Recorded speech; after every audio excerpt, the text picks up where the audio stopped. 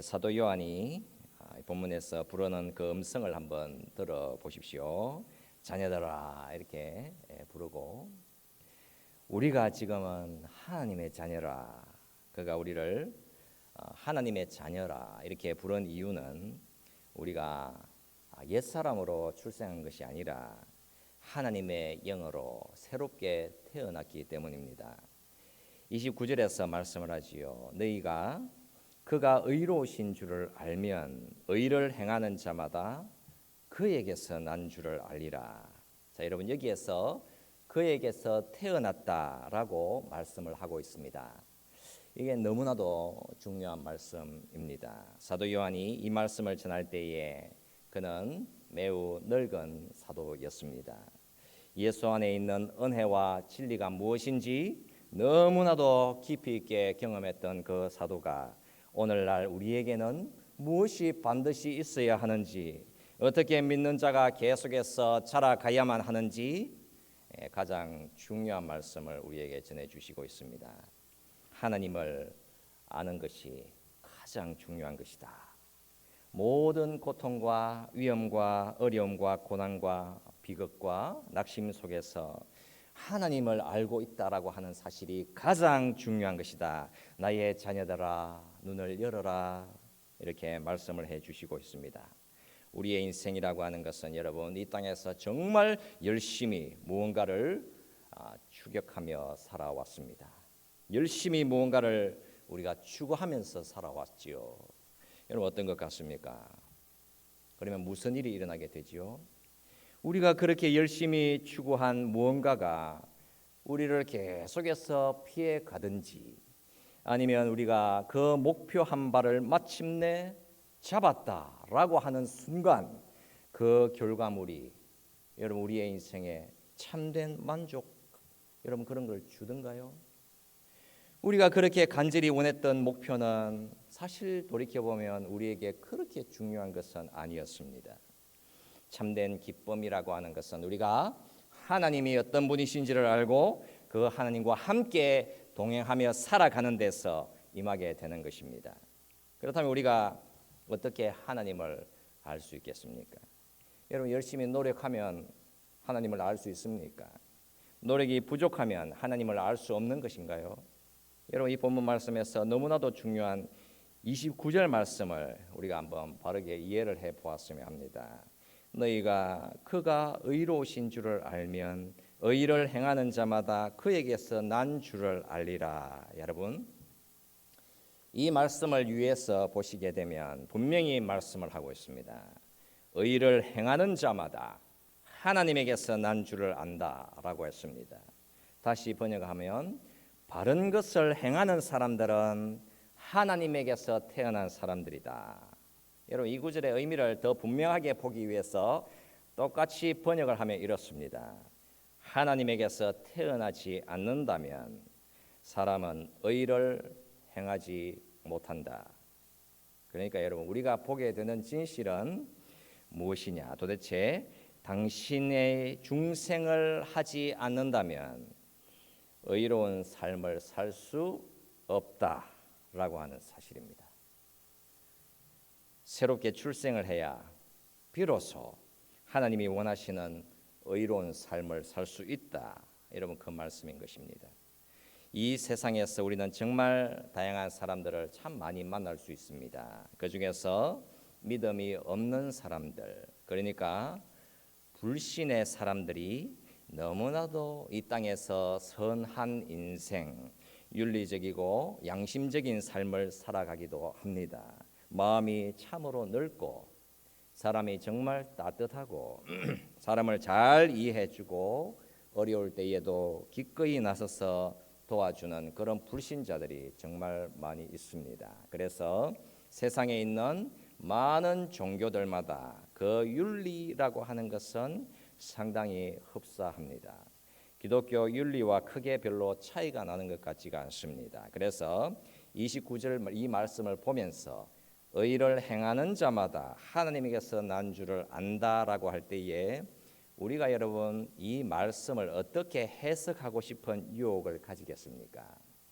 그 봐라, 예수를 안 믿어도 다른 신들을 믿어도 심지어 신을 믿지 않는다고 해도 착하게 선하게 살면 그 사람은 하나님에게서 태어난 사람이다.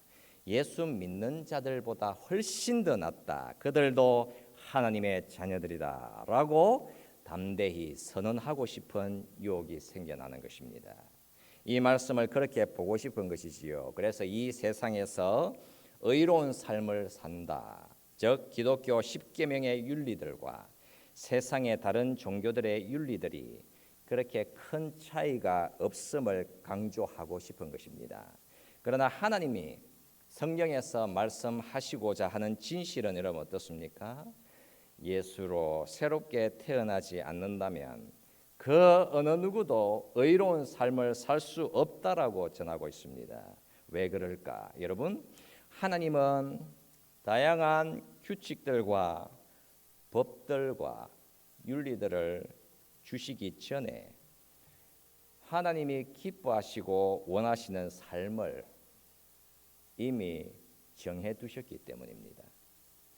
그 하나님의 기뻐하심과 원하심이 없이 후에 생겨난 법과 규칙들을 가지고 와서 그것을 잘 지키는 사람은 다 하나님의 복을 받을 수 있고 하나님의 자녀가 된다. 여러분 전혀 그렇게 말씀을 하시는 것이 아닙니다. 여러분 기독교를 오해를 해서는 중요한 게 도대체 무엇인가? 기독교만의 그 교리가 중요한가?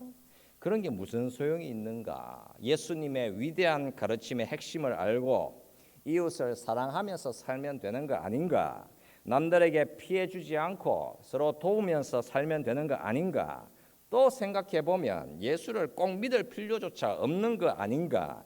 누가 보기에도 바르게 진실되게 살면 되지 않겠는가? 여러분 어떤 것 같습니까? 성경에서 말씀하시기를 그게 가능한 것이 아니다. 본문에서 말씀을 하는 것입니다.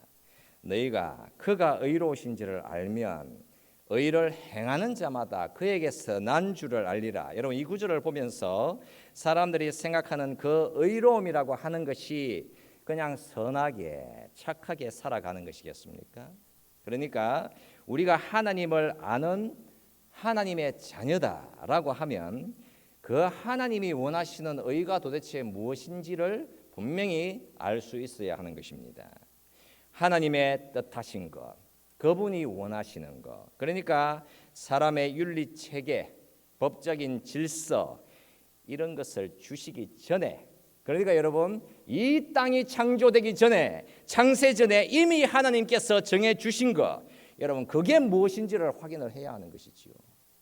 그것 없이 사람들은 그냥 이 구절을 있는 그대로 적용하고 싶은 유혹에 빠져서 그냥 이 땅에서 선하게 착하게 살게 되면 모두가 다 하나님의 자녀다라고 하는 그런 어리석은 자기 주장에 빠져서는 기독교라는 것과 아무런 상관없이 이 땅을 살아가게 되어 있는 것입니다.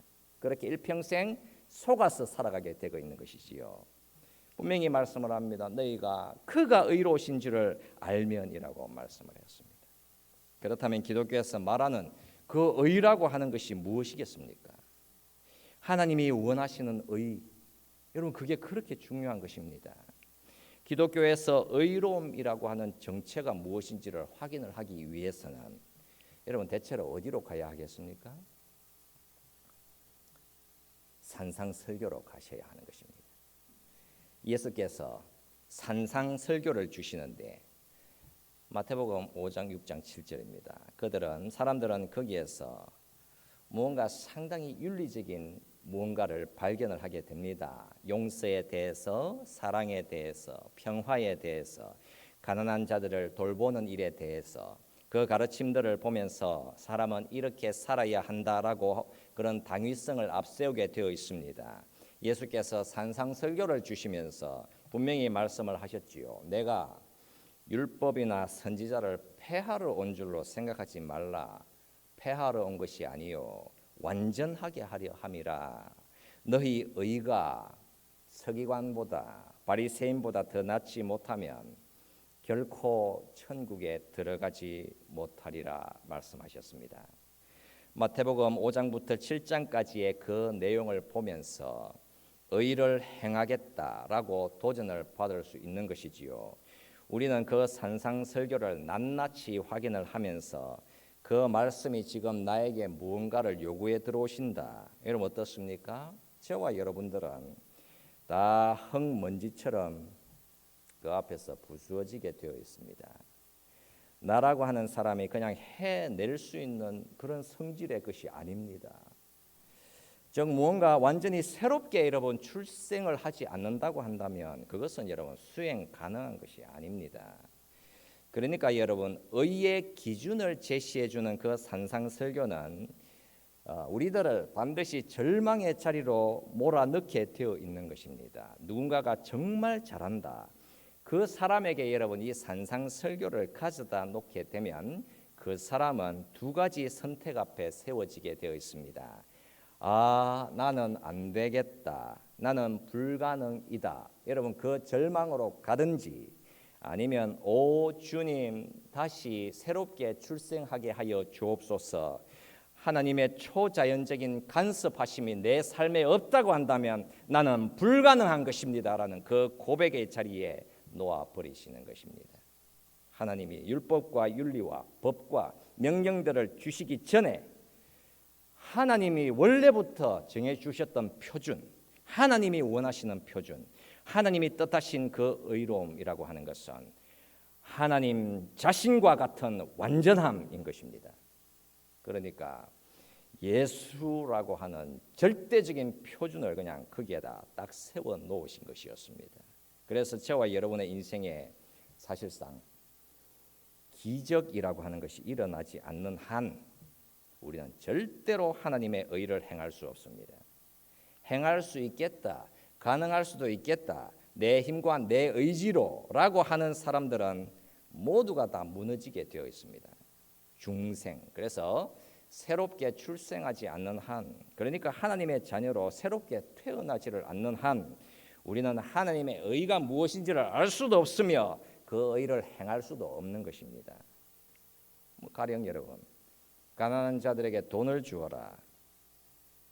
그것과 함께 무슨 말씀을 하셨지요?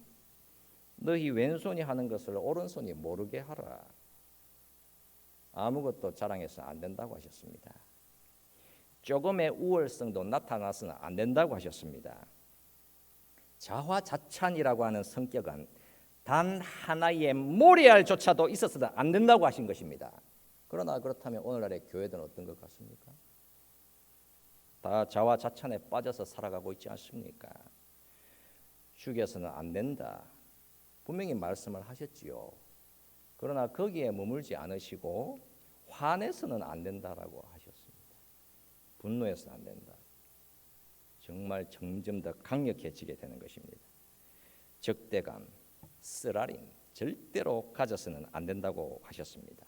이기심, 위험한 동기, 무관심 전혀 그 심령에 있어서는 안 되는 것이었습니다.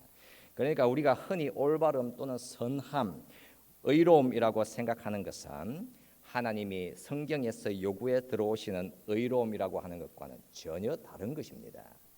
그러니까 하나님이 너희는 가져라 그 의를 이라고 말씀을 하실 때에 하나님의 그 의는 외부에서 들어오는 초월적인 하나님의 의, 여러분 무엇입니까? 예수로서 우리 사람이 그 스스로의 힘으로 이루어낼 수 있는 것이 아닙니다.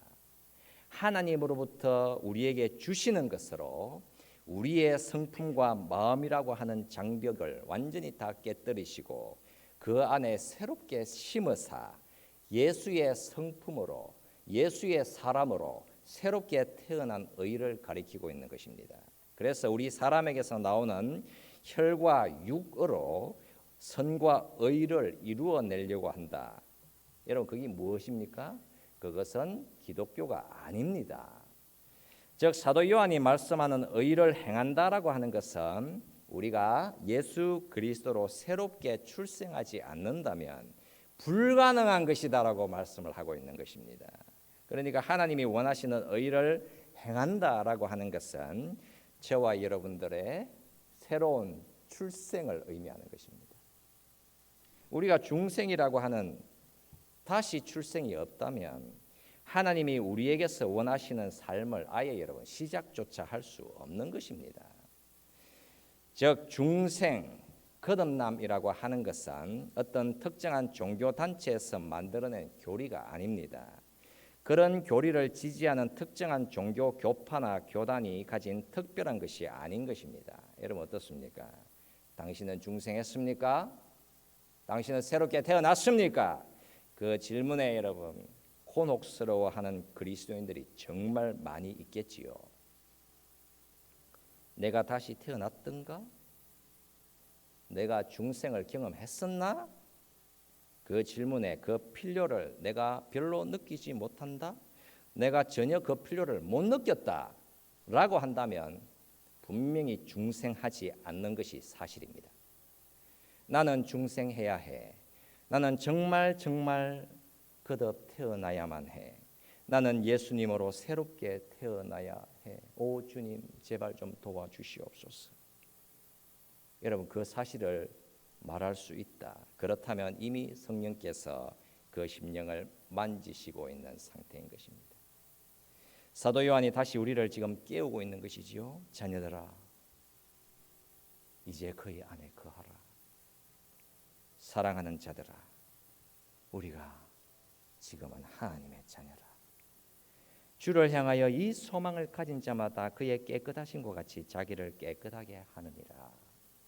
여러분 지금 이 자리에서 여러분들을 부르시고 있는 것입니다.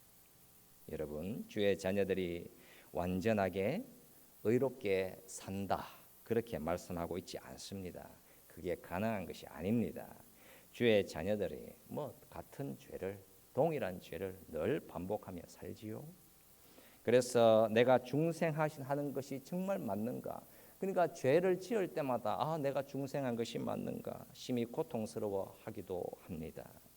그러나 믿는 주의 자녀들 안에 예수님이라는 생명이 심기워졌습니다. 우리가 원하지도 않았습니다. 우리가 깨닫지도 않았습니다. 그냥 성령께서 우리의 심령에 예수를 그냥 새겨버리신 것이었습니다. 내가 그리스도인 맞는가? 중생하여 새롭게 태어난 것이 정말 맞는가?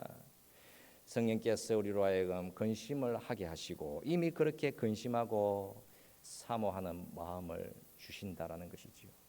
하나님의 거룩하신 본성, 하나님의 의가 믿는 자들 안에 심기워져 있어서 죄가 무엇인지 그것을 깨닫게 되어 있으며 하나님이 하나님의 본성을 따라서 반드시 그 본성대로 자라가게 하시는 것입니다. 하나님이 우리를 중생하게 하심으로 도대체 내 안에서 무슨 일이 일어나고 있는지를 여러분 잘 한번 살펴보십시오. 사도 요한이 우리 안에 하나님이 얼마나 놀라운 일을 하셨고 앞으로 인도하실지 그 말씀을 여러분 살펴보십시오. 여러분 본문 1절을 한번 볼까요? 보라 아버지께서 어떠한 사랑을 우리에게 베푸사 하나님의 자녀라 일컬음을 받게 하셨는가? 우리가 그러하도다. 그러므로 세상이 우리를 알지 못하면 그를 알지 못함이라. 여러분 저와 여러분들이 중생하여 하나님의 의를 선물로 받아서 하나님이 기뻐하시는 일을 행하는 일은 그러면 도대체 어떻게 일어날 수 있겠습니까? 그것은 바로 하나님의 사랑을 만나면 일어나게 되는 일인 것입니다. 보라, 아버지께서 어떠한 사랑을 우리에게 베푸셨는가? 여러분 성경에서 말씀하는 바 이 세상에 있는 모든 사람들을 전부가 다 하나님의 자녀다라고 말씀하지 않습니다. 누가 그 사실을 말씀해 주었지요? 예수께서 말씀을 해주셨습니다. 너희는 너희 아비 마귀에게서 났으니 너희 아비의 욕심대로 너희도 행하고자 하느니라. 여러분 분명히 질책을 하셨지 않습니까? 그래서 여러분 이 세상에는 딱 두 종류의 사람밖에 없는 것입니다. 예수 그리스도를 통해서 하나님의 자녀로 출생을 하든가 아니면 마귀의 자녀로 출생을 하든가 분명히 우리의 영혼은 이 두 가지 씨앗 중에 한 가지가 심겨지게 되어 있습니다. 빛의 씨앗과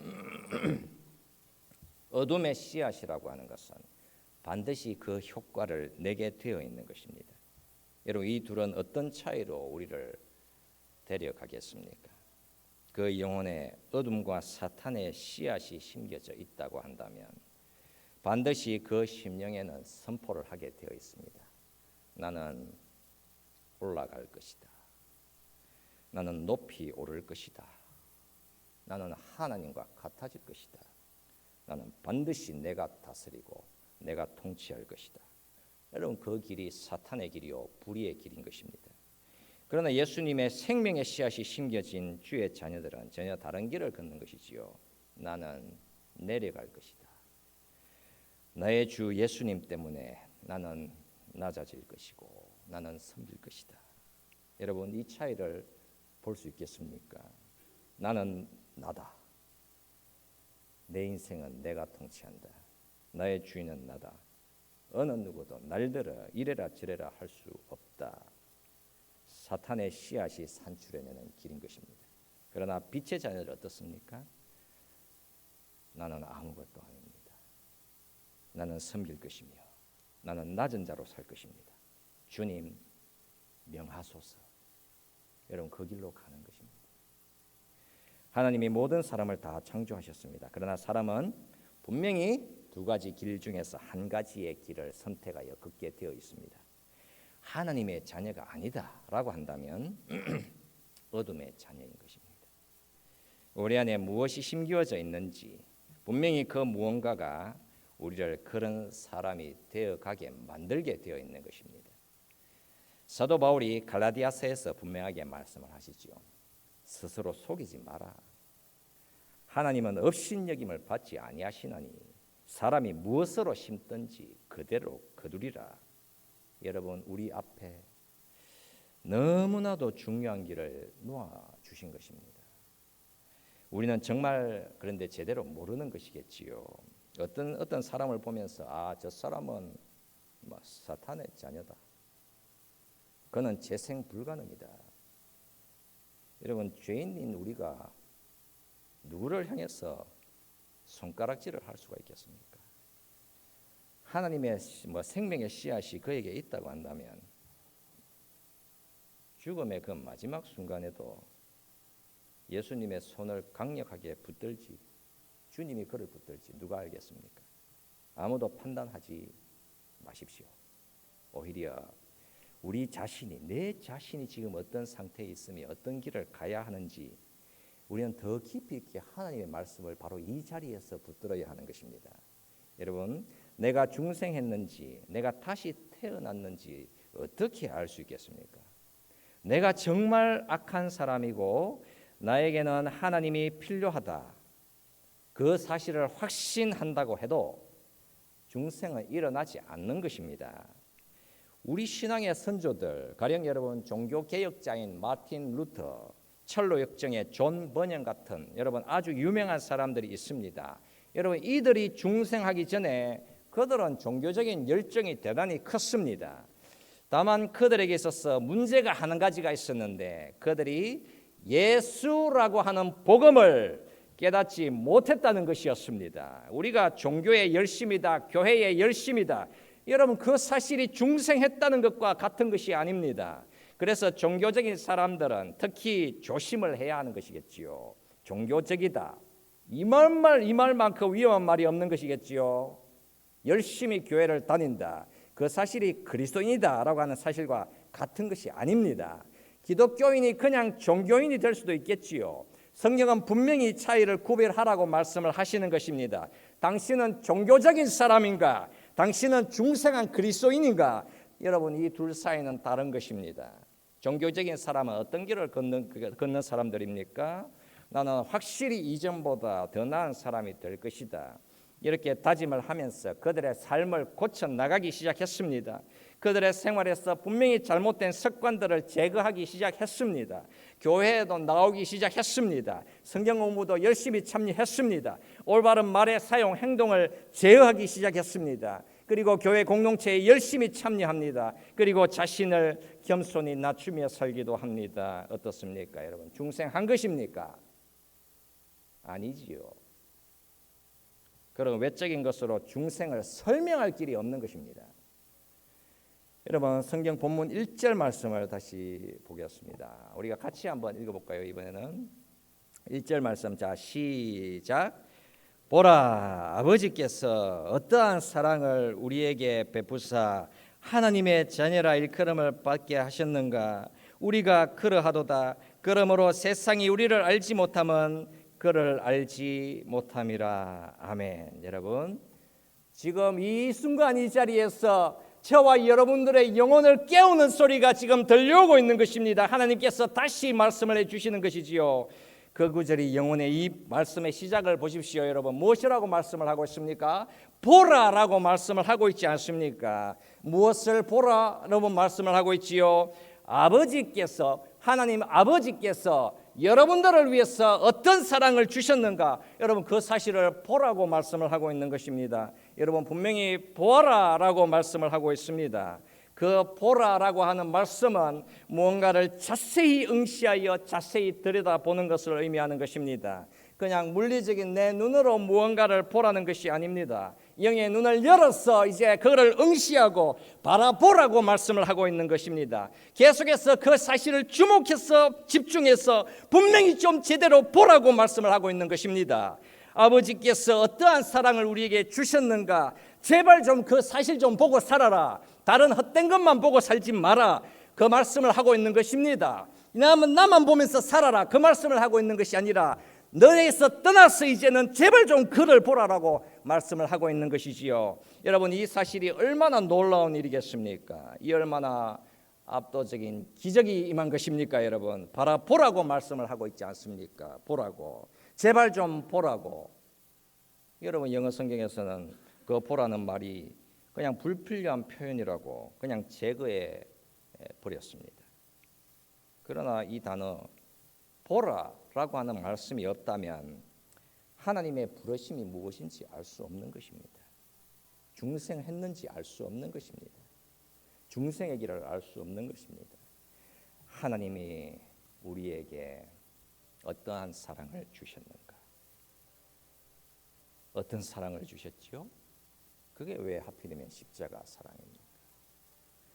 그 사랑에 압도되고 그 사랑에 놀라고 그 사랑에 감격하고 그 사랑 때문에 내가 무너져 내리지 않는다고 한다면 정말 분명한 현실은 여러분은 중생하지 않는 것입니다.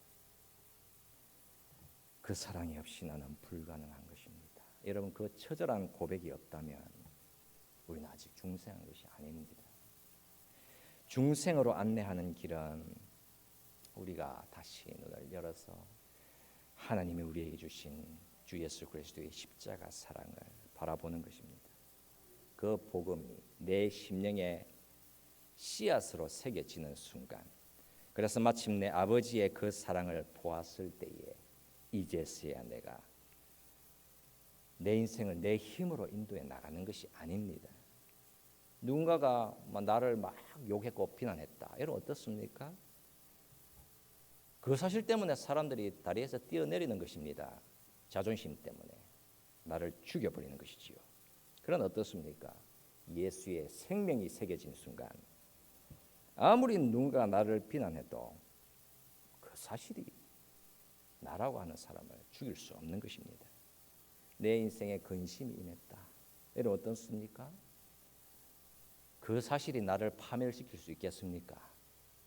이 내 속에 예수의 생명이 심기워져 있는데 이제부터 하나님이 내 인생의 주가 되시니까 내가 그 십자가 사랑을 바라볼 때에 그 어떤 문제와 어려움이 임하더라도 그 문제가 나를 좌절하지 않게 하시고 하나님이 주시는 그 의를 선물로 받아서 하나님이 원하시고 기뻐하시는 삶을 여러분 언제 어디서나 우리는 살아갈 수 있게 되는 것입니다.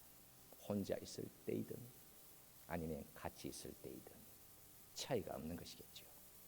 예수가 나의 주가 되신다. 여러분, 우리 인생의 문제, 우리의 문제, 지금 나의 문제는 정확한 것입니다. 우리가 바라보지 않기 때문에 임하는 것입니다. 나의 영의 상태가, 내 인생의 신앙의 문제가, 내 삶이 엉망이 되어 있는 이 문제가, 내 삶에 여러 가지 많은 원망과 불만으로 가득 차 있는 문제가 어디에서 생겨나 있는 것인가? 여러분, 그게 사람들과의 관계 문제 때문에 생겨나 있는 것이 아닙니다. 문제는 우리가 하나님이 나를 어떻게 사랑하셨는가, 그거를 바라보지 않기 때문에, 분명히 그 사실 때문에 내가 지금 큰 어려움에 세워져 있는 것입니다. 우리의 중생과 중생을 통한 하나님의 의를 경험할 수 있는 길은 아버지께서 우리에게 보여주신 그 십자가, 그 사랑, 그러니까 예수 그리스도를 깊이 있게 간절히 놀랍게 바라볼 때에 임하게 되는 것입니다. 우리가 잠시 이 말씀을 생각하면서 같이 기도할 수 있기를 원합니다.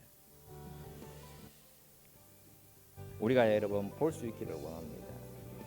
보게 하여 주시옵소서. 예수님의 십자가를 바라보게 하여 주시고 지금 이 순간 새롭게 출생하게 하여 주소서.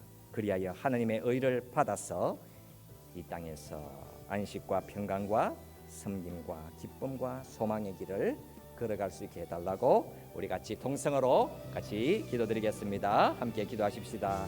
살아계신 우리 하나님 아버지, 우리의 심령을 주장하여 주시기를 원합니다. 하나님 아버지, 나의 어두워진 심령, 내가 지금 어떤 상태에 있는지 나의 영적인 상태를 하나님 분명히 이 말씀으로 돌아볼 수 있기를 원합니다.